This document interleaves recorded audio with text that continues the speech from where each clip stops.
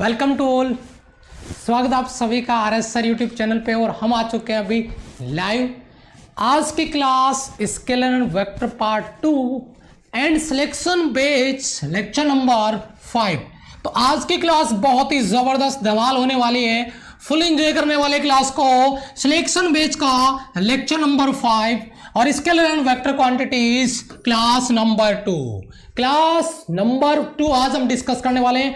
आज की क्लास में जबरदस्त आपके फॉर्मूले, जबरदस्त कॉन्सेप्ट है और लास्ट में जबरदस्त न्यूमेरिकल के साथ में प्रैक्टिस होने वाली है। तो आज की क्लास को फुल एंजॉय करेंगे। फुल जोश के साथ हम स्टार्ट करने जा रहे हैं स्केलर एंड वेक्टर पार्ट 2। अगर पहले की आपने 4 लेक्चर मिस कर दिए हैं तो सिलेक्शन बेच 2020 बाई आरएस सर डालो, प्लेलिस्ट मिल जाएगी कंप्लीट आपको, और वहां से सभी वीडियो से आप अपने नोट्स जरूर से बना लीजिएगा, क्योंकि ये जो कलेक्शन बनेगा आपके नोट्स का वो होगा सुपर। और ये प्लेलिस्ट यूट्यूब पे बनने वाली है टॉप कंटेंट के साथ में। टॉप प्लेलिस्ट बनने वाली है आपकी डिफेंस कैटेगरी के लिए, एयरफोर्स, नेवी और एनडीए के लिए। तो उम्मीद करता हूं कि पहले के 4 लेक्चर आपने तैयार कर लिए होंगे। तो आज हम बात कर रहे हैं lecture number 5। Join comment section में जरूर लिख दें ज्वाइन करने के बाद। और आज की क्लास बता रहा हूं जबरदस्त होने वाली है फुल जोश के साथ। तो चलिए स्टार्ट करते हैं। सबसे पहले अगर अपन यहां पे बात करते हैं आज की हमारी जो क्लास रहेगी,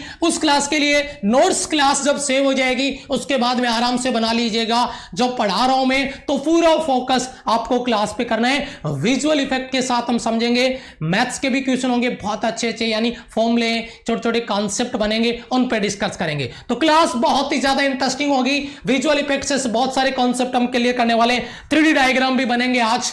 तो सबसे पहले रेडी है सबके सब? तैयार है? एक बार कमेंट सेक्शन में लिख दीजिए यस सर, यस सर।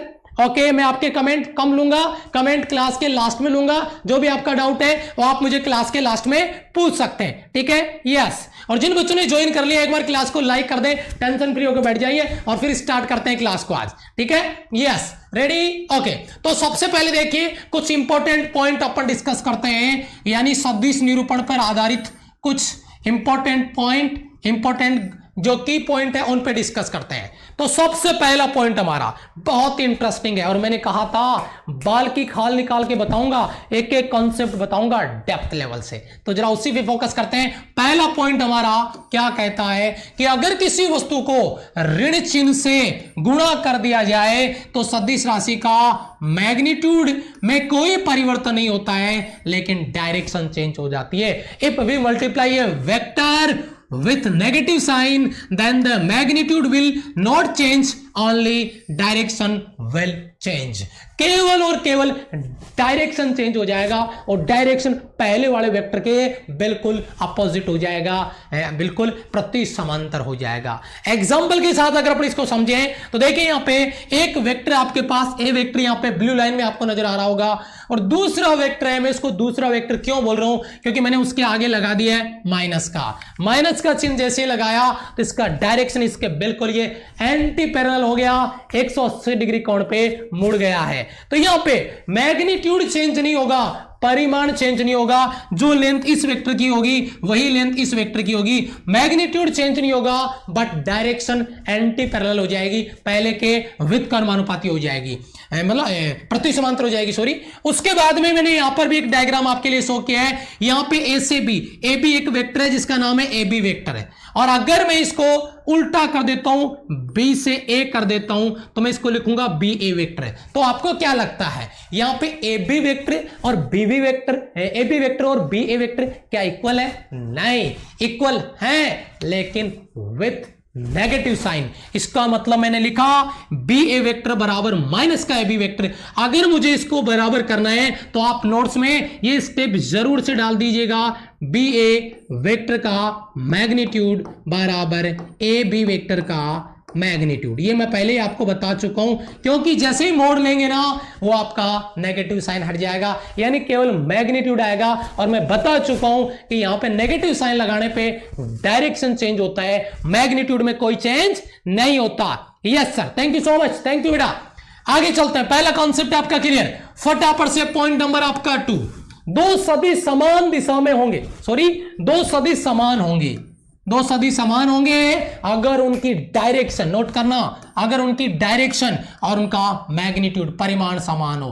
अतः हम कह सकते हैं कि किसी भी सदिश को एक स्थान से दूसरे स्थान पर समांतर रूप से स्थानांतरित कर सकते हैं। Two vector are called equal vector if their magnitude and direction are same. We are can transfer any vector anywhere parallel to itself. इसे बोलते हैं पैरेलल शिफ्टिंग। वेक्टर का पैरेलल शिफ्टिंग किस प्रकार से होता है, अभी हम आगे ट्रायंगल लॉ देखेंगे, पैरेललोग्राम लॉ देखेंगे, उसी से हम लोग ट्रायंगल से ही, जो आपका ट्रायंगल लॉ है उसी से हम यहाँ पे क्या बढ़ा देंगे, पैरेललोग्राम लॉ बना देंगे। तो पैरेलल शिफ्टिंग कैसे होती है वेक्टर की, जरा आप समझिए। ये आपको ए वेक्टर नाम से एक वेक्टर नजर आ रहा है, बिल्कुल मैंने उसी को उठा के उसी के नीचे यहाँ पे उसके पैरेलल लगा दिया और उसको भी मैंने ए वेक्टर लिखा है। यानी ऊपर वाला वेक्टर नीचे वाले वेक्टर के बराबर है। मतलब ये हो रहा है कि वेक्टर की पैरेलल शिफ्टिंग की जा सकती है, उसके समांतर उसको शिफ्ट किया जा सकता है। यहाँ ए वेक्टर है, यहाँ पर ए वेक्टर है, यहाँ पर ए वेक्टर है, ये तीनों वेक्टर आपके पैरेलल शिफ्टिंग के थ्रू यहाँ पर आए हैं। क्लियर है बेटा? यस। एक बार क्लास को शेयर कर दें। एक बार सभी बच्चों से दिल से रिक्वेस्ट रहेगी, जो बच्चे क्लास में आ गए और फुल एंजॉय कर रहे हैं क्लास को, एक बार अपने ग्रुप पे बच्चों को जरूर से शेयर कर दें। फिर देखिए जबरदस्त मजा आने वाला है। उसके बाद में आता है आपका point number third. Point number third क्या है, जरा इस पे फोकस करिए। पॉइंट नंबर थर्ड है, अगर दो सदिश समान दिशा में है, चाहे उनके मैग्नीट्यूड अलग अलग हो, दो वेक्टर है और अगर उनका ये कह रहा है क्या, समान दिशा हो, डायरेक्शन सेम हो, चाहे उनका मैग्नीट्यूड डिफरेंट हो, उन दोनों के इकाई सदिश समान दिशा में होंगे, क्योंकि इकाई सदिश का मापांक एक होता है। यानी सदिश समान दिशा में है। भैया कल मैंने आपको बताया था यूनिट वेक्टर यानी एकांक सदिश, और एकांक सदिश का काम होता है जिस भी वेक्टर के साथ जुड़ता है ये उसकी डायरेक्शन बताता है। हाँ, इसका मैग्नीट्यूड यूनिट होता है, इकाई होता है। ये क्या कह रहे हैं कि अगर दो सदिश समान दिशा में है, अगर सेम डायरेक्शन में है, तो भाई यूनिट वेक्टर का काम क्या है, डायरेक्शन देना। मैं यहां पे कहूंगा बेटा 2i कैप। इसकी पूरी कहानी एक एग्जांपल में खत्म कर देता हूं। एक वेक्टर आपका ए वेक्टर बराबर मैंने यहां पे लिखा 2i कैप, और इधर मैंने लिखा बी वेक्टर बराबर लिखा मैंने 4i कैप। क्या मतलब समझ रहे हो आप इसका? कॉन्सेप्ट अप्लाई करता हूं। अगर दो सदिश समान दिशा में है, सर ए वेक्टर और बी वेक्टर सेम डायरेक्शन में, इसकी क्या गारंटी है? गारंटी है इसका यूनिट वेक्टर है, एकांक सदिश आई कैप, और यहां पर भी क्या बेटा, आई कैप। यानी ये एक्स एक्स की पॉजिटिव डायरेक्शन में, डायरेक्शन दोनों की सेम है। क्या मैग्नीट्यूड सेम है? नहीं सर, मैग्नीट्यूड सेम नहीं है। तो दोनों के एकांक सदिश बराबर होंगे। ये भी आपका आई कैप है और ये भी आपका आई कैप है। मतलब क्या कहानी निकल के आ रही है, मैग्नीट्यूड अलग अलग हो लेकिन डायरेक्शन सेम हो तो उनके इकाई सदिश समान होंगे।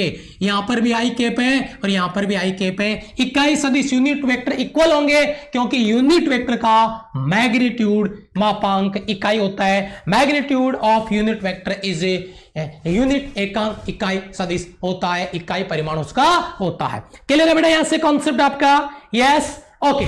चलो अगले पॉइंट पे चलते हैं। अगला पॉइंट आपका आता है बहुत इंटरेस्टिंग, आपका सदिश योग यानी वेक्टर एडिशन। सदिशों का योग कैसे करें, सदिशों को जोड़े कैसे, उनको ऐड कैसे करें, वेक्टर को एडिशन जो लो है इसका क्या कॉन्सेप्ट होगा, क्या फॉर्मेट होगा, उसी पे बात करने वाले हैं और उसी के रिगार्डिंग बात करना चाह रहा हूं। जय हिंद बेटा, नमस्ते।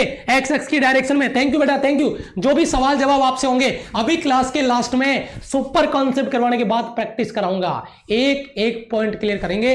बस अभी जो बता रहा हूं उस पर पूरा फोकस क्लास पे बनाए रखिएगा, ठीक है? जय हिंद बेटा। यस, तो अभी चलते हैं यहां पे। क्या बात है, क्या सदिश योग यानी वेक्टर एडिशन। सर जी ये क्या लॉजिक है? सदिश योग को दो तरीके से हम कर सकते हैं। There are two method of addition of vector. Number 1 graphical method, number 2 आपका मैथमेटिकली मेथड। यानी एक हो जाएगा आपका ग्राफीय विधि और एक हो जाएगी आपके गणितीय विधि। वेक्टर एडिशन हमें करना है, फर्क नहीं पड़ता है कौन से मेथड से करना है, ट्राई करते हैं। सबसे पहले अपन बात करेंगे यहां पे पहला आपका ट्रायंगल लॉ। ये ग्राफीय विधि का हिस्सा है जिसके रिगार्डिंग हम यहां पे बात कर रहे हैं। ग्राफीय विधि, ग्राफिकल जो आपका मेथड है उसी के अलोंग अपन यहां पे बात कर रहे हैं। ग्राफीय विधि का कॉन्सेप्ट आपका यहां से क्लियर है, ठीक है, यस, ओके। तो ग्राफिकल जो मेथड है उसी के अलोंग अपन बात करें, ट्रायंगल के अलोंग अपन यहां पे बात करें, कॉन्सेप्ट क्या है जरा इसी को फोकस करते हैं। तो देखिए जरा ध्यान से, वेक्टर लॉ एडिशन आपका ट्रायंगल के लिए क्या है, आपके पास दो वेक्टर है, दो वेक्टर है। अगर मैं इसकी बात करता हूं, यहां पे आपके पास दो वेक्टर है, यहां पे एक वेक्टर है ए वेक्टर, यहां पे एक वेक्टर है आपका बी वेक्टर। और बोला क्या गया है कि जो वेक्टर होता है इसके पीछे वाला जो हिस्सा होता है इसको पुछ बोलते हैं, टेल बोलते हैं, और ये जो एरो होता है ये इसका हेड होता है। और वेक्टर लॉ एडिशन की सबसे इंपॉर्टेंट जो कंडीशन है कमेंट में बता दीजिए, हेड के साथ हेड या टेल के साथ हेड, एक का हेड दूसरे का टेल। तो ये पहले वेक्टर ए वेक्टर का, ये ए वेक्टर का टेल है तो ये हेड है ना, और बी वेक्टर का, ये बी वेक्टर का इधर टेल है तो ये बी वेक्टर का इधर हेड है। यानी ए का हेड और बी का टेल यहां पे जुड़ गए, और विपरीत क्रम में यहां पे आपका जो रिजल्टेंट आ गया रेड कलर से, जो आर वेक्टर में यहां पे शो कर रहा हूं, वो ए वेक्टर और बी वेक्टर के योग के बराबर आ गया। ए वेक्टर प्लस बी वेक्टर बराबर आर वेक्टर है। तो यहां पे दो वेक्टर का हमने टोटल किया है, एक ए वेक्टर और एक बी वेक्टर का। तो विपरीत क्रम में आपका रिजल्टेंट आ जाएगा, रिजल्टेंट वेक्टर आ जाएगा आर वेक्टर बराबर ए वेक्टर प्लस का बी वेक्टर। ये वेक्टर एडिशन के लिए ट्राइंगल लो जिसके अपन यहां पे बातें कर रहे हैं। ठीक है बेटा, thank you so much, yes. तो यहां पे देखिए उसके बाद में आगे चलते हैं। ये आपका मैंने थ्योरी यहां पे नोट किया है, ट्रायंगल लो आपका क्या है, यहां पे केवल दो सदिशों के जोड़ने के लिए हमने लिखा है। अगर सदिश ए वेक्टर और बी वेक्टर दो सदिश है, ए वेक्टर व बी वेक्टर के योग के लिए ए वेक्टर का शीर्ष बी वेक्टर के पुश से जोड़ते हैं, ए वेक्टर का शीर्ष यानी बोले तो हेड और बी वेक्टर के टेल से ऐड करते हैं, और इसी प्रकार ए वेक्टर का पुश है बी वेक्टर के शीर्ष के परिणामी के साथ जोड़ा जाता है, निरूपित किया जाता है। यह कंडीशन आपकी बनती है यहां पे आर वेक्टर बराबर A vector plus A B vector. मेरे हिसाब से यहां पे कोई डाउट नहीं बच रहा है, मेरे हिसाब से कोई डाउट ही नहीं बच रहा है। Yes, thank you so much, thank you बेटा, thank you, love you all. ये आप ही का सपोर्ट है कि इस तरीके से मेहनत बैक टू बैक रेगुलर क्लासें हमारी चलती रहती है। एक क्लास के बीच में 10 से 15 मिनट का टाइम भी नहीं बचता है। ये आपका प्यार सपोर्ट है जिसकी वजह से हम इतनी मेहनत कर पाने के लिए अपने आप को मोटिवेट करते हैं। ठीक है, चलिए आगे चलते हैं। अभी ट्रायंगल लो को मैं कन्वर्ट कर रहा हूं पैरेललोग्राम लो में, यानी अभी मैंने आपको वेक्टर का पैरेलल शिफ्टिंग बताया कि समांतर वेक्टर को कैसे शिफ्ट करते हैं, उसी कॉन्सेप्ट पे हम बात कर रहे हैं। अभी ट्रायंगल लो ही है लेकिन मैं इसको पैरेललोग्राम लो में आपको कन्वर्ट करके बताऊंगा। यहां पे समझिए आपके पास एक वेक्टर है बेटा ए वेक्टर, एक वेक्टर आपके पास बी वेक्टर। ये ए वेक्टर का इधर आपका टेल है, ये ए वेक्टर का हेड है। इधर जो बी वेक्टर है ये बी वेक्टर का टेल है और ये बी वेक्टर का हेड है। तो हमने अभी क्या बोला, आपका जो ट्रायंगल होता है उसमें क्या था कॉन्सेप्ट, आपका कॉन्सेप्ट ये था कि जो वेक्टर होता है उसका जो हेड है वो दूसरे वेक्टर के टेल से जुड़ता है। तो अपोजिट डायरेक्शन में ये देखो आपका ग्रीन कलर जो आपको नजर आ रहा है, ये ग्रीन वाला ये रिजल्टेंट आ गया। इसको मैं यहां पे आर वेक्टर लिख सकता हूं, आर वेक्टर बराबर ए वेक्टर प्लस का बी वेक्टर, इनके ऊपर मैं वेक्टर लगा देता हूं। तो ये आर वेक्टर बराबर A vector plus B vector आ गया। अभी मुझे क्या करना है, अभी मुझे इनका पैरेलल शिफ्टिंग करना है, और पैरेलल शिफ्टिंग कैसे करना है उसी के रिगार्डिंग में बात कर रहा हूं। बेटा ए वेक्टर को मैंने यहां से उठाया और इसको पैरेलल यहां पे शिफ्ट कर दिया है, यहां से उठा के मैंने इसको यहां पे शिफ्ट किया है, तो ये ए वेक्टर यहां से ए वेक्टर की फॉर्म में आ गया। पैरेलल शिफ्टिंग का अगर आपको एक और एग्जांपल देखना है तो एग्जांपल मैं आपको दिखा देता हूं। ये देखिए ये पैरेलल शिफ्टिंग हो रहा है, जरा इस डायग्राम को एक बार गौर से देखिएगा। ये वाली जो लाइन थी, ये वाली जो लाइन थी, उस लाइन को यहां से अपन यहां पे शिफ्ट कर रहे हैं। जरा गौर से देखिए, आप इसको जरा गौर से देखिए, देखो ये कैसे शिफ्ट हो रहा है, आपको दिख रहा होगा ये कैसे वहां पे जाके शिफ्ट हो रहा है। ये इसी को बोलते हैं पैरेलल शिफ्टिंग। ये लाइन ये देखो यहां पे आके ये कनेक्ट हो जाएगी और ये पैरेलल शिफ्ट हो जाएगा, और फिर इधर वाली जो लाइन थी वो कट जाएगी, ये पैरेलल शिफ्ट हो गया। तो इस प्रकार पैरेलल शिफ्टिंग होती है, जिसके रिगार्डिंग में बात कर रहा था। यहां पर भी कुछ मेथड है। ये आपका ए वेक्टर था, इसको मैंने यहां पे पैरेलली शिफ्ट कर दिया। डायरेक्शन चेंज नहीं होनी चाहिए, मैग्नीट्यूड चेंज नहीं होना चाहिए। उसके बाद में आप वेक्टर के साथ जो मर्जी आए वो करो, बुरा नहीं मानेगा, आपको पलट के जवाब नहीं देगा। ठीक है, ये ए वेक्टर तो ए वेक्टर आ गया, ये आपका बी वेक्टर है, इसको पैरेलली मैंने शिफ्ट कर दिया बी वेक्टर। देखा आपका डायरेक्शन अभी भी वही है। तो मुझे एक नया ट्रायंगल बनता हुआ नजर आ रहा है, एक नया त्रिभुज बनता हुआ नजर आ रहा है, जिसमें ये ए वेक्टर है, इसका हेड है, और सॉरी बी वेक्टर इसका हेड है और ये ए वेक्टर का टेल है, जुड़ गए तो इनका रिजल्टेंट फिर से वही आ गया, ये रिजल्टेंट आ गया इनका। और इस बार रिजल्टेंट पिछली बार ए प्लस बी था और इस बार बी प्लस ए है, बी प्लस ए है, और दोनों का मैग्नीट्यूड बराबर है, डायरेक्शन सेम है, मैग्नीट्यूड बराबर है ए प्लस बी और ये बी प्लस ए, डायरेक्शन सेम है। इसका मतलब क्या हुआ, ये जो आपका पैरेललोग्राम लो हमने बनाया है, ये दो ट्राइंगल से मिलकर बना है, एक ऊपर वाला ट्राइंगल नंबर 1 और एक नीचे वाला ट्राइंगल नंबर 2, दोनों से मिलकर हमने इसको एक समांतर चतुर्भुज का नियम बना दिया है, पैरेललोग्राम लो बना दिया है वेक्टर एडिशन के लिए। मेरे हिसाब से यहां से आपका कोई डाउट नहीं बचा होगा। कॉन्सेप्ट क्लियर है बेटा? यस, कॉन्सेप्ट क्लियर है बेटा? यस, आगे चले। ओके, अगला कॉन्सेप्ट देखिए, अगला कॉन्सेप्ट आपका क्या आता है बेटा, यहां पे हम बोल रहे हैं, यहां पे आपका पॉलीगन मेथड यानी बहुभुज नियम। पॉलीगन मेथड में बहुत सारे वेक्टर को जोड़ देंगे, लेकिन कॉन्सेप्ट वही रखना है, अपना आइडिया चेंज नहीं करना है। एक वेक्टर का हेड दूसरे का टेल, एक वेक्टर का हेड दूसरे का टेल, लगातार ये प्रोसेस करते जाओ, आपका पॉलीगन लॉ भी हो जाएगा, यानी बहुभुज का वेक्टर एडिशन की प्रॉपर्टी भी आपके क्लियर हो जाएगी। तो इसको मैं एक बार प्रैक्टिकली समझाता हूं, उसके बाद में आप थ्योरी अपने नोट्स में लिख लीजिएगा।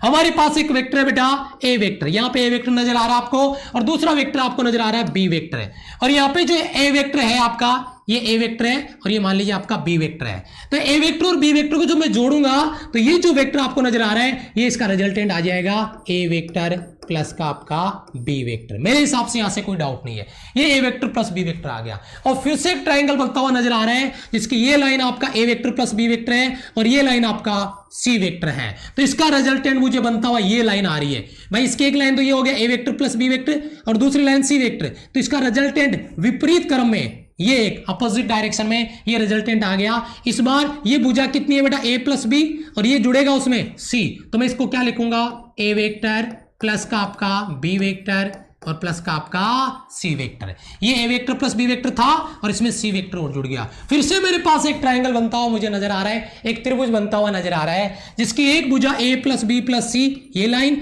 और दूसरी भुजा आ रही है ये वाली, यानी डी वेक्टर। तो ये ट्राइंगल बन गया, तो ये उसका क्या हो जाएगा बेटा, रिजल्टेंट हो जाएगा। अब ये रिजल्टेंट कैसे आएगा भाई, एक लाइन है भुजा का ए plus B plus C vector और एक आ रहा है डी वेक्टर, तो ये जो लाइन होगी, इस लाइन को मैं इधर बाहर लिख देता हूं, इस लाइन को इधर मैं बाहर लिख देता हूं, और वो हो जाएगा आपका ए वेक्टर प्लस का आपका बी वेक्टर प्लस का आपका सी वेक्टर और प्लस का आपका डी वेक्टर। फिर से मेरे पास एक ट्राइंगल बन रहा है, जिसकी एक भुजा ये रही और दूसरी भुजा ये इस तरफ आ रही है, तो ये A plus B plus C plus D है और ये भुजा आपका आ रहा है ई वेक्टर। तो विपरीत क्रम में इसका आ गया रिजल्टेंट, ये रिजल्टेंट आपका, और ये रिजल्टेंट आ गया आर वेक्टर जो इसके विपरीत होगा, और ये आर वेक्टर में ये लाइन आपका A plus B plus C plus D और ये आपका जुड़ जाएगा ई वेक्टर। तो बेटा यहाँ पे आर वेक्टर क्या बनेगा आपका, ए वेक्टर प्लस का बी वेक्टर प्लस का सी वेक्टर प्लस का आपका डी वेक्टर प्लस का आपका ई वेक्टर, ये हमारा रिजल्टेंट बन जाएगा आर वेक्टर के लिए। मेरे हिसाब से पॉलीगन लॉ में आपका कोई डाउट नहीं बचा होगा। शाबाश, थैंक यू सो मच। ठीक है, क्लियर है बेटा? Yes, A plus A vector plus B vector plus C vector plus D vector plus E vector, ये आपका पॉलीगन लॉ है। अगर आपको इसका थ्योरी नोट करना है तो मैंने यहाँ पे थ्योरी इसका नोट किया हुआ है, जो आप अपने नोट्स में डाल सकते हैं। बहुभुज नियम, पॉलीगन लॉ, और उसके लिए हमने यहाँ पे 3 वेक्टर लिए हैं। ये आपका इसमें बेसिक सा लिया है, ये एक आपका ए वेक्टर है, ये एक आपका बी वेक्टर है, ये एक आपका सी वेक्टर है। अगर ये ए वेक्टर है, ये बी वेक्टर है, ये सी वेक्टर है, तो रिजल्टेंट आपका बनेगा, वो बन जाएगा ए प्लस बी प्लस सी, ये आपका रिजल्टेंट हो जाएगा। और यही थ्योरी मैंने यहां पे नोट किया है कि दो सदिश, दो या दो से अधिक सदिशों के योग के लिए काम में लिया जाता है 3 सदिश, A vector plus B vector, sorry A vector B vector और सी वेक्टर है। हम इनका परिणामी सदिश प्राप्त करना चाहते हैं। दिए गए डायग्राम के अनुसार बी वेक्टर के पुच्छ को ए वेक्टर के सिर से जोड़ेंगे, और यह प्रक्रिया आपको थ्योरी में नोट करनी है। ये अंडरस्टैंडिंग के लिए है, ताकि आप खुद नोट्स पढ़ो तब इसको आप समझ पाओ। ठीक है, तो मेरे हिसाब से कोई डाउट आपका यहां से नहीं बचा होगा। सेम थ्योरी मैंने यहां पे आपको इंग्लिश में नोट कर दिया है, जहां से आपके कॉन्सेप्ट क्लियर हो जाएंगे। यस सर, यस बेटा, ये जो भी टॉपिक करवा रहा हूं, इन सभी टॉपिक की प्रैक्टिस अनअकैडमी प्लेटफॉर्म पे होगी।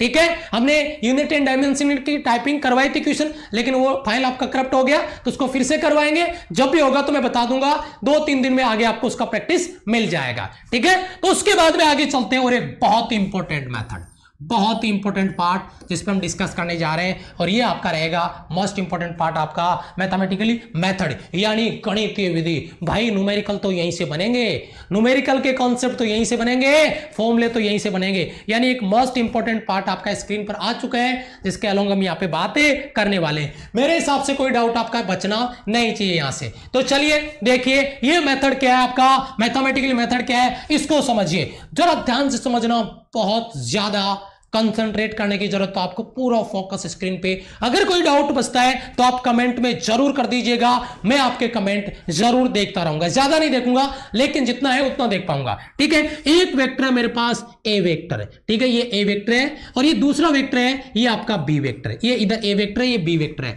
ए वेक्टर और बी वेक्टर के बीच में एंगल बनता है थीटा, आपको यहां पे दिख रहा होगा, ए वेक्टर और बी वेक्टर के बीच में बनता है एंगल थीटा, और इन दोनों का रिजल्टेंट मैंने निकाला वो था आर वेक्टर है, और आर वेक्टर ए वेक्टर के साथ जो एंगल बनाता है वो एंगल बनाता है एल्फा। मेरे हिसाब से ये तीन बात मैंने बताई है, इनमें आपको कोई डाउट नहीं रहा होगा। अब आप कहोगे सर इसमें क्या डाउट बचेगा, भाई दो वेक्टर है, एक ए वेक्टर है और दूसरा बी वेक्टर है, दोनों वेक्टर थीटा एंगल पे है, और ये जो परिणामी आ रहा है इनका रिजल्टेंट आएगा वो ए वेक्टर के साथ अल्फा एंगल बनाता है, इसमें नई बात कौन सी है। तो भैया मेरे इसके लिए मैंने एक फॉर्मूला आपके लिए तैयार कर दिया है, वो फॉर्मूला आपकी स्क्रीन पर यहां पे मैंने डाल दिया है दो सदिशों के लिए। अगर दो सदिश ए वेक्टर और बी वेक्टर एक दूसरे के साथ थीटा एंगल पे हो तो उनके सदिश योग के जो परिमाण है वो क्या होगा, two vectors A vector and B vector makes angle theta to each other than the magnitude of their vector addition। और उसके लिए फॉर्मूला मैंने डायरेक्ट बना दिया है A vector plus B vector का मोड,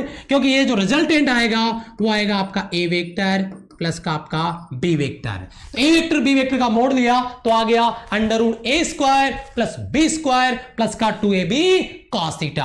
ये हमारा एक मोस्ट इंपॉर्टेंट फॉर्मूला जो बहुत ज्यादा यूज में आने वाला है, ये फॉर्मूला हमारा तैयार हो गया। अब दिमाग में सवाल आ रहा है कि सर फॉर्मूला आ तो गया लेकिन आया कैसे, आया तो आया कैसे, ये हमें बताइए आप। तो इसके लिए मैंने एक डायग्राम बनाया है, बेसिक डायग्राम है, जरा इसको समझिएगा। ये हमारा ए वेक्टर अभी मैंने बताया था, ये हमारा बी वेक्टर अभी मैंने बताया था, दोनों के बीच में एंगल थीटा बनता है अभी बताया था, और ए वेक्टर के साथ परिणामी एंगल अल्फा बनाता है, ये चीज भी मैंने अभी आपको बताई थी।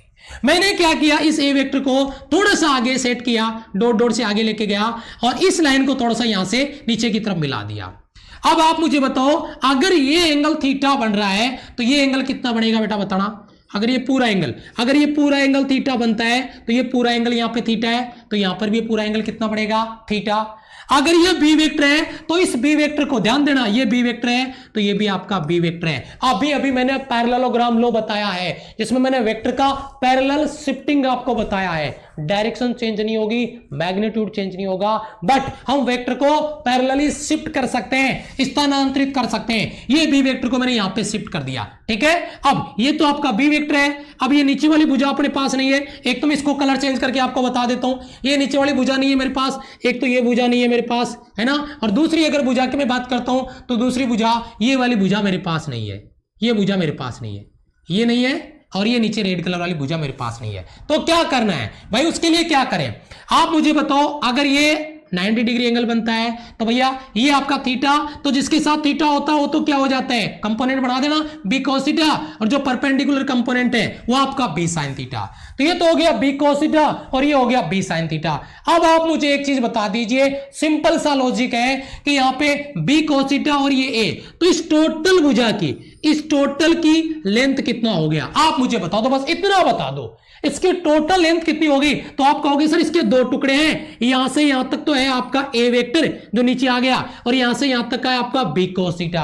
अच्छा ये कितना है मुझे कोई बताएगा, सर जी ये बी sin थीटा। तो ये कितना है, ये यहां से यहां तक, सर जी ये तो आर वेक्टर है। इसका मतलब ये ट्राइंगल यहां पे इस तरीके से बन गया, जिसको मैं ऐसे शो कर सकता हूं, जिसको मैं ऐसे शो कर सकता हूं। यहां पे देखिए कैसे, ये देखिए बेटा इधर से आया, ठीक है, एक भुजा ये हो गई और दूसरी भुजा इधर हो जाएगी, और ये उसका रिजल्टेंट आ रहा है। मान लीजिए थोड़ी देर के लिए ये उसका रिजल्टेंट आ रहा है, आपका ये रिजल्टेंट आ रहा है। अब इसको समझिए जरा ध्यान से, क्या ये कितना है, ये यहां पे मान लो यहां तक आपका आ रहा है, यहां तक आ गया, मान लीजिए आपका कितना आ गया, ये मान लीजिए आपका ए वेक्टर है, और ये आपका कितना हो गया बी cos थीटा, और ये कितना है अभी बताओ, आप खुद ही बताओ, बी sin थीटा है सर, ये बी साइन थीटा। तो अब मुझे बताओ, अगर ये इन दोनों के बीच में एंगल थीटा है, पहले ही बता चुका हूं एंगल थीटा, यहां पे बता दिया, यहां पे बता दिया, तो बताओ ये रिजल्टेंट जो आर वेक्टर है ये कितना आएगा? ये रिजल्टेंट आएगा सर ए वेक्टर और ये प्लस का आपका बी कोस थीटा और ये आपका बी साइन थीटा। अब इसका रिजल्टेंट निकालेंगे, अब इसका परिणामी निकालेंगे और वो परिणामी जो आएगा वो आएगा आपका ट्राइंगल लॉ से, यानी अपन ये कह देंगे, यहां पे मैं इसको ऊपर लिख देता हूं कि ये आ जाएगा आपका आर स्क्वायर बराबर ये क्या है बेटा, ए प्लस का आपका बी कॉस थीटा, इसका होल स्क्वायर हो जाएगा और ये दूसरा हो जाएगा आपका बी साइन थीटा, तो ये आपका बी साइन थीटा का होल स्क्वायर हो जाएगा। मैं पूरा सॉल्व करके दूंगा आपको, फिर फॉर्मूला याद कर लेना, कॉन्सेप्ट क्लियर हो जाएगा। ए स्क्वायर हो जाएगा, ये आपका B square cos square theta हो जाएगा, प्लस ये हो जाएगा आपका 2ab कॉस थीटा हो जाएगा और ये हो जाएगा आपका B square sine square theta. बेटा B square cos square theta, ये एक बार कलर देखिएगा, ये B square cos square theta और ये B square sine square theta, इन दोनों की वैल्यू क्या हो जाएगी? एक, क्योंकि आपका बी स्क्वायर कॉमन आ जाएगा, तो इस फॉर्मूले को मैं इधर आगे लिख देता हूं, इस फॉर्मूले को मैं इधर आगे लिख देता हूं, यहां पे लिख देता हूं, ये हो जाएगा आपका ए वेक्टर तो पहले ही आ गया था और ये B square cos square theta और B square sine square theta में एक हो गया, तो ये हो गया आपका बी स्क्वायर और साथ में क्या बच गया? ये बच गया आपका 2ab कॉस थीटा, तो ये 2, ये ए और ये बी और ये आपका cos थीटा, ये किसके बराबर है? आर स्क्वायर के। आपको क्या निकालना है? आर निकालना है, तो भाई मेरे आर निकालना है तो अंडर रूट लगा दो, ये फॉर्मूला आपका तैयार हो गया, ए स्क्वायर प्लस का आपका बी स्क्वायर प्लस का 2ab cos थीटा। और इसी फॉर्मूले के रिगार्डिंग में बात कर रहा था। मेरे हिसाब से किसी बच्चे का कोई डाउट नहीं बचा होगा। अगर क्लास को एंजॉय कर रहे हो तो जब भी मैं कमेंट देखूं तो मुझे आपके कमेंट बॉक्स में आपका जोश नजर आना चाहिए। फालतू का चैटिंग नहीं करना है, बस क्लास पे फोकस करना है। अगर कोई डाउट बचता है तो आप कमेंट जरूर कर दीजिए, और अगर कोई अदर डाउट है तो क्लास के लास्ट में आपका डाउट ले लूंगा। मेरे हिसाब से ये जो फॉर्मूला मैंने आपको याद करवाया है, इस फॉर्मूले में आपका कोई डाउट नहीं बचा होगा, आपने याद कर लिया होगा। आर बराबर mod A vector plus B vector equal to under root A square plus B square 2ab cos theta, बहुत ज्यादा काम में आएगा। अब चलते हैं थोड़ा सा आगे, और अब चलेंगे थोड़ा सा आगे। आगे क्या कॉन्सेप्ट है? एक फॉर्मूला और आया सर, ये फॉर्मूला आपने नहीं बताया, ये बेटा एंगल का है। ये रिजल्टेंट वेक्टर आपको आर वेक्टर नजर आता है, ये आर वेक्टर ए वेक्टर के साथ कितना एंगल बनाता है? सर जी अल्फा। तो परिणामी सदिश का, परिणामी यानी रिजल्टेंट वेक्टर का गिवन वेक्टर के साथ बनाया गया एंगल क्या होगा? वो होगा आपका tan अल्फा। और tan अल्फा का जो कांसेप्ट है वो क्या होगा बेटा? tan थीटा बराबर लंब बटा आधार। बेटा यहां पे इधर साइड में लिख देता हूं मैं, tan अल्फा बराबर परपेंडिकुलर अपॉन बेस। परपेंडिकुलर कोई बताएगा इस ट्रायंगल में कितना है? सर जी b sin थीटा है। ये लो बेटा b sin थीटा। बेटा बेस कितना है? सर जी base a plus b cos theta है। तो बेटा वही मैंने लिखा है a plus b cos theta. तो मेरे हिसाब से कोई नया फॉर्मूला मैंने यहां पर आपको नहीं दिया है, वही फॉर्मूला है जो आपको ऑलरेडी पता है। Thank you so much. Alpha के बारे में बता दिया बेटा। अरे अल्फा की कहानी क्यों टेंशन ले रहे हो? अरे शेर क्यों टेंशन ले रहा भाई? अल्फा भी बता दिया है। देखिए कि अल्फा कैसे, ये रिजल्टेंट वेक्टर है जो इस सदिश ए वेक्टर के साथ परिणामी सदिश किस एंगल पे होगा? परिणामी सदिश रिजल्टेंट का डायरेक्शन निकालो, न्यूमेरिकल बनेगा। यही फॉर्मूला काम में लेंगे रिजल्टेंट का डायरेक्शन निकालने के लिए। तो दो फॉर्मूले, बहुत अहम फॉर्मूले मैंने आपको बता दिए हैं, और अभी आपको अटेंशन की जरूरत है, थोड़ा सा फोकस करने की जरूरत है। और वो फोकस क्या है जिसके रिगार्डिंग हम यहाँ पे बात कर रहे हैं? ठीक है, यस। अटेंशन क्या है? सबसे पहला पॉइंट आपकी स्क्रीन पर है बेटा। आज की क्लास बहुत ज्यादा अहम होने वाली है, पूरा का पूरा डेप्थ में लेके जाऊंगा, समुद्र की उन गहराइयों में अभी जा रहे हैं हम, जहां से अभी बहुत सारे बड़े बड़े मोती निकाल के लेके आने वाले हैं, और आज ही के इसी कॉन्सेप्ट के न्यूमेरिकल में मैं आपको आज ही करवाने वाला हूं। तो देखिए, सबसे पहले अगर मैं इसके कुछ स्पेसिफिक रीजन की बात कर रहा हूं, इसके विशिष्ट परिमाण की बात कर रहा हूं, तो देखो इंपॉर्टेंट रिजल्ट क्या आता है। सबसे पहला रिजल्ट मेरे पास आया, वो रिजल्ट क्या है? If theta equal to 0 degree then A vector equal to A vector parallel B vector. आप मुझे बताइए, अगर यहां पे इन दोनों के बीच में अगर ये एंगल थीटा 0 है, इसका मतलब ए वेक्टर बी वेक्टर के क्या है? पैरेलल है। अगर ए वेक्टर बी वेक्टर के पैरेलल है देन आप ही खुद ही मुझे बता दीजिए जो आपका फॉर्मूला है। अगर मैं यहां पे लिखता हूं, एक बार इसको लिख देता हूं, ये फॉर्मूला आपका है, ये आपका ए स्क्वायर, ये आपका बी स्क्वायर, ये आपका 2ab cos थीटा। अगर एक दूसरे के पैरेलल है, cos थीटा का वैल्यू क्या हो जाएगा? 0 cos 0 का मान 1, A square plus B square 2ab। तो आर बराबर मैक्सिमम वेक्टर कितना आ जाएगा बेटा? Mod A vector plus mod A B vector, यानी ये कह सकते हैं आर बराबर ए प्लस बी मैक्सिमम होगा resultant. Number 2 second condition, if theta equal to pi, यानी अगर अपन यहां पे पाई लेते हैं cos 180 का मान माइनस का 1 और माइनस का 1 तो यहां पे चिन्ह माइनस का आ जाएगा, तो उस कंडीशन में आर बराबर मोड ए माइनस का मोड बी और आर मिनिमम आएगा। यानी अगर वेक्टर सेम डायरेक्शन में है तो दोनों के दोनों जुड़ेंगे, और अगर अपोजिट डायरेक्शन में होंगे तो माइनस हो जाएंगे, घट जाएंगे। जब जुड़ेंगे सेम डायरेक्शन में तो मैक्सिमम आपका होगा रिजल्टेंट, और जब अपोजिट डायरेक्शन में होंगे तो मिनिमम होगा आपका resultant. Point number 3, attention please, ध्यान दीजिए। पॉइंट नंबर 3 आपका, यस सर, शाबाश सर, एक बार रिजल्टेंट कैसे निकाला बता दीजिए। बेटा महेश चंद, मैंने रिजल्टेंट को लेकर 10 मिनट दिया है पूरा का पूरा, तो आपसे एक रिक्वेस्ट रहेगी, अगर डाउट बच गया है तो प्लीज एक बार क्लास समझिए पूरा। जब क्लास रिकॉर्ड हो जाए, सेव हो जाए, फिर से आइएगा और स्किप करके इसी कंडीशन में एक बार फिर से समझ लीजिएगा, मजा आ जाएगा।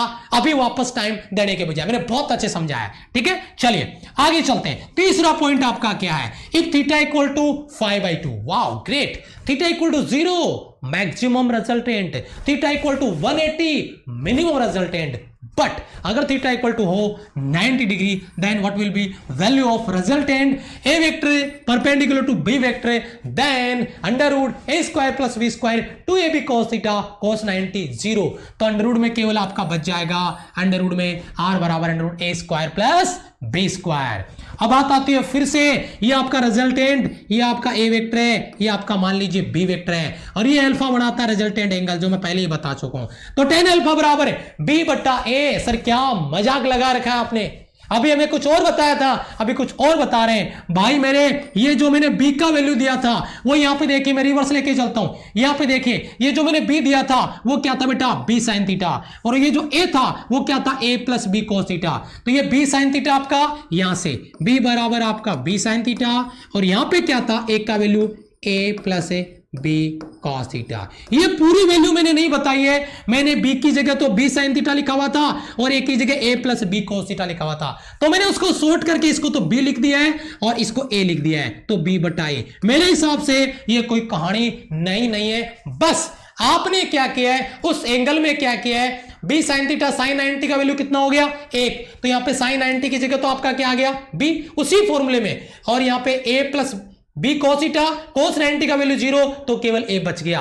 यानी अगर दोनों वेक्टर एक दूसरे के परपेंडिकुलर होते हैं, डायरेक्ट कुछ भी नहीं करना, अगर रिजल्टेंट का एंगल निकालना है तो भाई बी बटा ए कर दो, शॉर्ट ट्रिक है ये इसका। इस फॉर्मूले में हमने वैल्यू रख के इसको बढ़ा दिया, ये जो फॉर्मूला था ना बी साइन थीटा बटा ए प्लस बी cos थीटा, इसमें 90 रखा तो ये तो बच गया आपका बी, और इसमें 90 रखा तो ये तो हो गया 0, इसमें बच गया ए, बी बटा ए। मेरे हिसाब से आपका कोई डाउट यहां पे नहीं बच रहा होगा। अब चलते हैं पॉइंट नंबर 5 पे, जो आपके गोल्डन पॉइंट है, जो आपके की पॉइंट है, उसी के रिगार्डिंग मैं यहां पे बात कर रहा हूं पॉइंट नंबर 4 पे।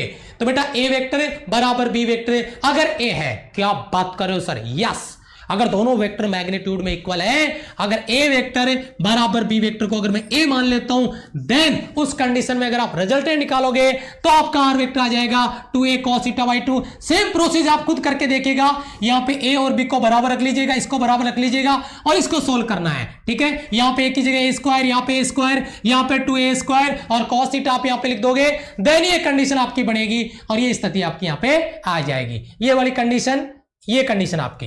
तो उस कंडीशन में ये वैसे यूज बहुत ही कम आता है, लेकिन आप एक बार अप्लाई करके देख लीजिएगा, मैंने आपको यहाँ पे डायरेक्ट लिख दिया है, आप एक बार सोल्व कर लीजिएगा, ये डायरेक्ट याद रख लीजिएगा, कोई दिक्कत नहीं है। आगे आता है आपका tan अल्फा बराबर tan थीटा बाई 2। उसी कंडीशन में जो अल्फा है, यानी जो रिजल्टेंट वेक्टर का परिणामी सदिश ए वेक्टर के साथ रिजल्टेंट आर वेक्टर, ये आर वेक्टर, ये आपका ए वेक्टर है और ये आर वेक्टर है, इन दोनों के बीच में ये जो एंगल बनेगा वो एंगल आपका tan अल्फा बराबर tan थीटा बाई 2। यानी दोनों वेक्टर के बीच में, ये ए वेक्टर और ये बी वेक्टर, इन दोनों के बीच में जो एंगल बन रहा था थीटा, परिणामी उसका आधा होगा, यानी tan अल्फा बराबर tan थीटा बाई 2। यानी ये जो आपका समझाने की कोशिश में ये कर रहा हूं, ये आपका ए वेक्टर है और ये आपका था बेटा बी वेक्टर, है ना, और ये बीच में इसका क्या आ रहा था, देखो डायग्राम बना के मैं एक बार फिर से बता देता हूं, बीच में क्या आ रहा था सर जी, रिजल्टेंट आ रहा था आर वेक्टर। तो बेटा ये एंगल कितना था सर जी, एंगल था थीटा, ये एंगल कितना था अल्फा। तो अगर ये दोनों सदिश बराबर होते हैं तो उस कंडीशन में ये जो आपका tan अल्फा है वो tan थीटा बाई 2 के बराबर होगा, अर्थात अल्फा बराबर थीटा बाई 2 होगा। मेरे हिसाब से कोई डाउट आपका नहीं बचा होगा। ठीक है, यस। कुछ भी समझ में नहीं आ रहा है, कॉन्सेप्ट क्लियर नहीं हो रहा है, अच्छा मिशन 2019 है, बहुत बढ़िया बेटा, बहुत बढ़िया धर्मेंद्र। समझ में जब आएगा जब आप क्लास के शुरुआत से एक एक पॉइंट क्लियर करो। एक बात के लिए मैं चैलेंज करता हूं कि जिस लेवल पे, जिस डेप्थ से, जिस तरीके से मैं आपको बता रहा हूं, अगर पूरे यूट्यूब पे कोई आपको एयरफोर्स, नेवी और एनडीए के लिए फिजिक्स पढ़ाता है तो उस गुरु को सबसे पहले मैं नमन करता हूं, अपना सिर झुका के। लेकिन बात मैं ये नहीं कर रहा कि मैं ही करवा रहा हूं, बात ये कर रहा हूं कि आप क्लास के एक एक पॉइंट पे खोने की तो कोशिश करके देखिए, कभी बाहर नहीं आ पाओगे इस कॉन्सेप्ट से, उसी में खो जाओगे। लेकिन हम सीरियस नहीं है, हम पढ़ने पे फोकस नहीं है, हम केवल कमेंट करेंगे, समझ नहीं आएगा बेटा, पूरे साल निकल जाएगा तब भी समझ नहीं आएगा। ठीक है, चलिए आगे चलते हैं, अगले पॉइंट पे चलता हूं। पॉइंट नंबर आपका नेक्स्ट ई आ गया। पॉइंट नंबर ई क्या है? पॉइंट नंबर ई को जरा समझिएगा, वो क्या है? A vector equal to B vector. Sir अभी अभी आपने हमें बताया कि ए वेक्टर बराबर बी वेक्टर है, तो उस कंडीशन में अगर ए वेक्टर बराबर बी वेक्टर है देन थीटा इक्वल टू 180 है। क्या बात कर रहे हो sir, A vector B vector के बराबर है लेकिन एंगल कितना? 120, यानी कोण थीटा, यानी ए के बी बराबर है, लेकिन इस बार एंगल थीटा नहीं है, इस बार एंगल थीटा 120 डिग्री है। समझ रहे हो, ये आपका ए वेक्टर है और ये आपका बी वेक्टर है, इनके बीच में एंगल बन रहा है 120 डिग्री का। ये कहानी है ए और बी के बीच में। तो उस कंडीशन में क्या बनेगा? अगर अपन 120 लेते हैं तो भैया रिजल्टेंट आर बराबर ए वेक्टर ही आ जाएगा। ये एक एक सवाल बनेगा, थ्योरी का सवाल। If A vector equal to B vector, then angle between A and B 120, then resultant will be direct option click करेगा A vector। फॉर्मूला रख के सॉल्व करके देख लो, मैंने की पॉइंट बनाए एक एक लाइन से, एक एक लाइन से एक एक जहरीला सवाल बनेगा, लेकिन उसको आप समझो तब ना। समझ में आया? यस। उसके बाद में आगे चलते हैं। F पॉइंट आपका, यदि परिमाण बराबर हो और तीन सदिश हो, तीन वेक्टर हो जिनका रिजल्टेंट अगर सेम हो, तो तीन वेक्टर अगर समान परिमाण के सदिश एक दूसरे से 120 डिग्री का कोण बनाते हैं तो परिणामी सदिश का मान शून्य हो जाएगा। यह सवाल कई बार एग्जाम में आया है, कई बार एग्जाम में पूछा गया है। तीन वेक्टर हैं और उनका मैग्नीट्यूड इक्वल है और तीनों के बीच में एंगल अगर 120 डिग्री है तो भैया उनका रिजल्टेंट कितना आ जाएगा? तो बच्चे का जवाब आता है सर जी रिजल्टेंट 0 आ जाएगा, यानी यहां पे आर वेक्टर बराबर ये कह सकते हैं 0 वेक्टर, या आर बराबर ये कह सकते हैं 0। कोई परिणामी नहीं आएगा, परिमाण उसका 0 हो जाएगा। अगर तीनों वेक्टर, मान लीजिए ये आपका ए वेक्टर है, ये मान लीजिए आपका बी वेक्टर है और ये मान लीजिए आपका सी वेक्टर है। अगर ए वेक्टर, बी वेक्टर और सी वेक्टर तीनों एक दूसरे के साथ 120 डिग्री एंगल पर अगर रखे हुए हैं तो भैया इनका रिजल्टेंट आएगा, वो आ जाएगा आपका 0, जिसके रिगार्डिंग मैं यहां पे बात कर रहा हूं।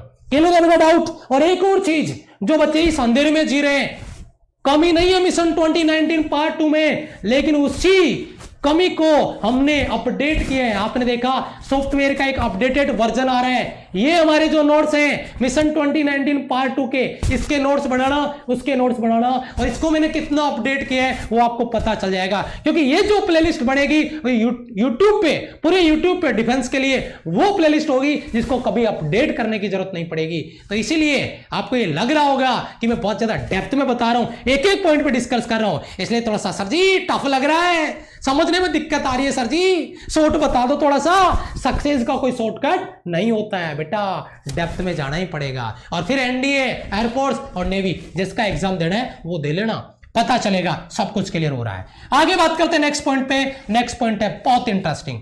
अगर एन सदिश समान, इसके सवाल बड़ा एग्जाम में, ये एक प्लेन में बेटा ध्यान रखना, एक प्लेन में एक तल में सदिश है तीनों, ये बात याद रखना। इसका रिजल्टेंट 0 आ रहा है, तल में है, तीनों सदिश समान परिमाण के और एंगल 120 डिग्री का बना रहे हैं, तो एक प्लेन में रखे हुए, एक तल में रखे हुए, तब उनका रिजल्टेंट आ रहा है। ठीक है, आगे चल रहे हैं। देखिए बेटा जी पॉइंट आपका क्या है, इस पॉइंट के रिगार्डिंग बात करें। अगर एन सदिश समान परिमाण के हैं और ये number of vector N same magnitude के साथ तथा एक दूसरे से समान कोण बनाते हैं, क्या बात कर रहे हो, तो उनका परिणामी सदिश भी शून्य होगा। सर क्या मजाक कर रहे हो? सच्ची में हमने सोचा तीन वेक्टर के लिए, नहीं, 50 वेक्टर लगा दो आप। मैंने प्लस वाले बच्चों को एक क्वेश्चन सोल्व करवाया था जिसमें 50 न्यूटन के 100 बल, प्रत्येक के बीच में शायद एंगल π/50 था या ऐसा कुछ था, यानी प्रत्येक बल के बीच में जो एंगल बनाया जा रहा था वो बराबर बराबर था। तो कितने ही वेक्टर क्यों ना हो, कितने ही वेक्टर क्यों ना हो, अगर वो एक प्लेन में है और प्रत्येक वेक्टर का मैग्नीट्यूड सेम है और वो एक बिंदु पे एक्ट कर रहे हैं, तो भैया उनका रिजल्टेंट 0 ही आएगा, चाहे वो n सदिश ही क्यों ना हो, नंबर ऑफ वेक्टर चाहे n ही क्यों ना हो। डाउट क्लियर आ रहा बेटा? यस, क्लियर है बेटा? ओके, आगे चलते हैं अगले पॉइंट पे। अगला पॉइंट आता है सदिश राशियों का अंतर। सदिश राशियों का अंतर एक बहुत इंटरेस्टिंग क्वेश्चन आपका। इससे पहले मैं एक न्यूमेरिकल आपको आज करवाना चाहूंगा। वो न्यूमेरिकल क्या होगा उस न्यूमेरिकल पे अपन डिस्कस करेंगे। ये आपका न्यूमेरिकल हो जाएगा, ये न्यूमेरिकल हो जाएगा आपका। ये न्यूमेरिकल डिस्कस करने चाहेंगे और बाकी क्लास को फिर कल करेंगे। पहले इस न्यूमेरिकल पे आ जाइए फटाफट से, उसके बाद में करते हैं बाकी। फटाफट सभी बच्चे एक बार। यस, पानी पी ले, चलो पानी पी लेते।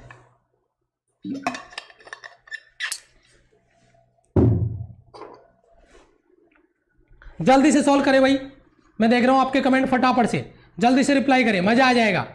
शाबाश, वेरी गुड, बहुत अच्छे। ओके, जल्दी सॉल्व करें, जल्दी सॉल्व करें बेटा।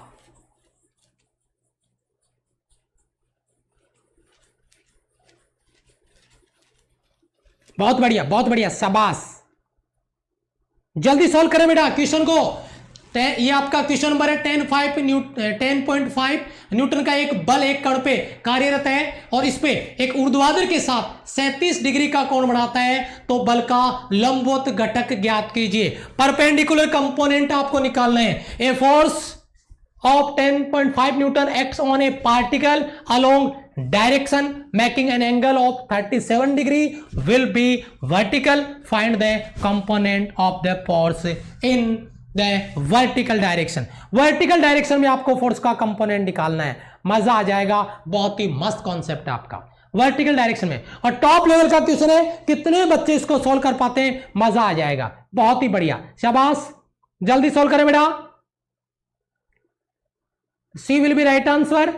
बेटा एंगल को समझिए, ये 37 डिग्री का एंगल किसके साथ बनाया गया है, ये कोई बच्चा समझ ले तो बस कहानी यहीं पे है, खेल यहीं पे कहानी का। अगर मैं डायग्राम बना के दूं तो शायद आप सोल्व कर लो। मैं इसका डायग्राम बना देता हूं बेटा। ये मान लीजिए एक आपका, और ये मान लीजिए आपका एक कंपोनेंट, ठीक है, एक इधर आ रहा है एक इधर, और ये आपका जो आ रहा है मान लीजिए 10.5 न्यूटन का एक बल आपका, और ये एंगल बना रहा आपका 37 डिग्री। तो ये आपका वर्टिकल के साथ 37 डिग्री का कंपोनेंट मतलब एंगल बनाता है। ये मैंने खुद अंडरलाइन किया, ऊर्ध्वाधर के साथ। बच्चे एंगल इधर बना रहे हैं, ये जो एंगल बच्चे बना रहे हैं वो गलत हो जाएगा, ये एंगल नहीं आएगा बेटा। अगर ये एंगल आप लोगे तो बहुत बड़ी गलती हो जाएगी, अगर ये लोगे आप तो वो गलत हो जाएगा। ये कंपोनेंट है तो भैया ये कंपोनेंट हो जाएगा आपका 10.5 और ये हो जाएगा आपका cos 37, और ये जो कंपोनेंट होगा परपेंडिकुलर कंपोनेंट ये हो जाएगा आपका 10.5 और sin 37। ठीक है, आपको कौन सा कंपोनेंट पूछा है, परपेंडिकुलर कंपोनेंट पूछा है, ठीक है, ये लंबवत घटक पूछा है। तो फटाफट से एक बार इसको सॉल्व कर दे और आंसर निकाल दे। यस, शाबाश, वेरी गुड।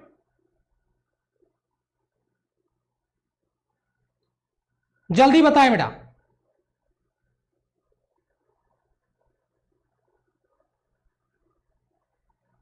यस, ये परपेंडिकुलर कंपोनेंट आ जाएगा आपका, इसके ये आ जाएगा। अगर आप ये लेते हो तो फिर वो आ जाएगा। यहां पे देखिए 10.5 और यहां 37 डिग्री का वैल्यू कितना आएगा बेटा 4.5, यानी 10.5 को सिंपल सा सवाल है 4/5 से मल्टीप्लाई कर देना है और ये वैल्यू आ जाएगा आपका लगभग 8.4 न्यूटन, 8.4 न्यूटन। यस, ये कंपोनेंट बस 37 का वैल्यू 4/5, 4/5, बस यही सवाल था इसका। यही सवाल थोड़ा सा अलग किया था हमने, इसीलिए गड़बड़ हो गया है। इसके रिगार्डिंग अपने यहां पे बात कर रहे हैं, ठीक है। यस, क्या बात है, बहुत बढ़िया, thank you so much, love you all. और आज की क्लास को यही सबमिट करते हैं, कल इसी लेवल के साथ फिर से आएंगे, क्योंकि कल की क्लास में भी बहुत जहर होने वाला है। तब तक के लिए सभी को thank you so much, love you all. अगर क्लास को लाइक नहीं किया लाइक कर दीजिए, चैनल पे नए आए हो तो चैनल को सब्सक्राइब करके बेल आइकन जरूर से प्रेस कर दे। जैसे ही क्लास आएगी नोटिफिकेशन आपके मोबाइल पे तुरंत मिल जाएगा। और जिन बच्चों ने मुझे अभी अनअकैडमी प्लेटफॉर्म पे फॉलो नहीं किया है, वीडियो के डिस्क्रिप्शन में लिंक दिया अनअकैडमी प्लेटफॉर्म का, वहीं पे इन सभी टॉपिक की प्रैक्टिस करेंगे और प्रैक्टिस में करवा भी रहा हूं। चलिए मिलता हूं आपसे नेक्स्ट वीडियो में। एक बार फिर से सभी को जय हिंद, वंदे मातरम।